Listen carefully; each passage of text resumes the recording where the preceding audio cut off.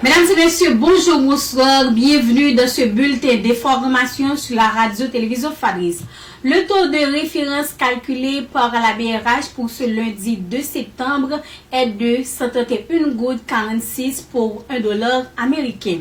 Dans un communiqué rendu public en date du 1er septembre 2024, le ministère de l'Éducation nationale et de la formation professionnelle MUNFP a publié les examens de la 9e année fondamentale pour 5 directions départementales d'éducation DDE. Il s'agit du Nord, du Nord-Est, du Nord-Ouest, des NIP et de la Grande-Est. Selon le Bureau national des examens d'État, BUNEX, les taux de réussite pour ces 5 DDE sont le Nord 90%, le Nord-Ouest 84%, le Nord-Ouest 81%, les NIP 75%.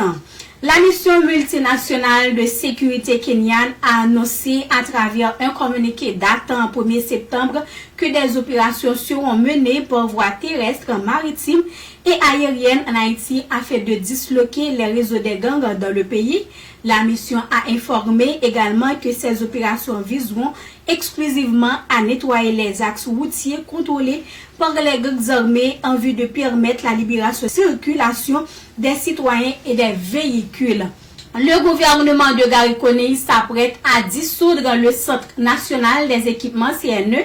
Selon des sources bien informées par l'agence de presse Vodbef Info, les Forces armées d'Haïti FADH et le ministère des Travaux publics, Transports et Communications MTPTC accueilleront les employés contractuels et les matériels de cette institution. De son côté, Maître Evel Fonfan, avocat des syndicats, a fait savoir que ces équipements ne contribueront pas à la lutte contre les sécurités et cette mesure viserait à démanteler le CNE.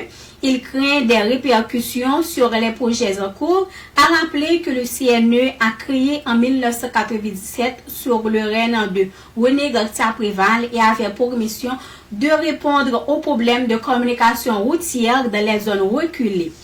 La direction départementale de la police de la Grande-Anse a présenté le bilan des opérations menées dans le dit département le samedi 31 août 2024.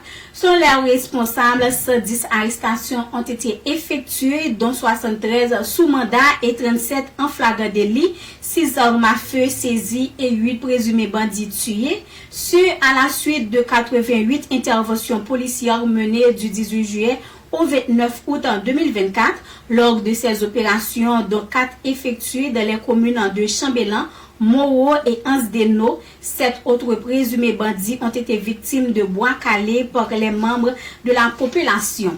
Antoine Michon est le nom du nouvel ambassadeur désigné de la France en Haïti.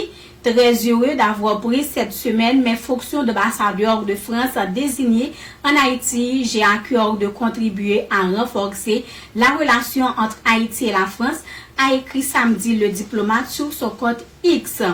Le parti aidé est en passe d'une grave crise interne suite à la démission de la secrétaire générale Sterling Civil et de la coordonnatrice du mouvement Femmes aidées Ofnid Orelus. D'autres membres envisagent de quitter le navire.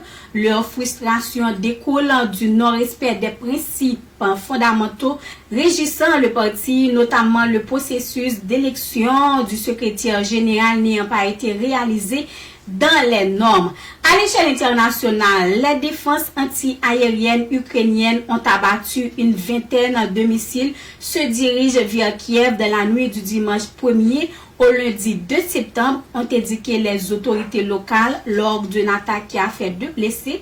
Vladimir Poutine a de son côté assure qu'il s'occupera des soldats ukrainiens à l'offensive de la région frontalière de Kursk depuis début en août, tout en se félicitant que cette opération n'ait pu arrêter l'avancée russe dans l'est de l'Ukraine.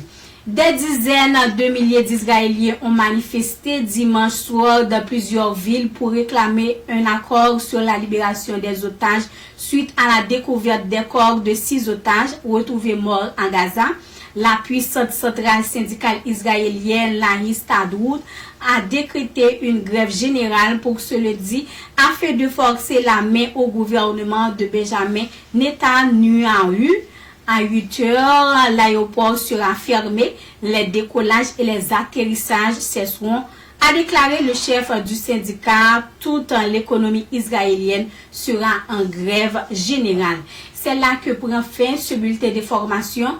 Merci de l'avoir suivi. C'était avec vous, Caroline Jean-Paul, pour la présentation.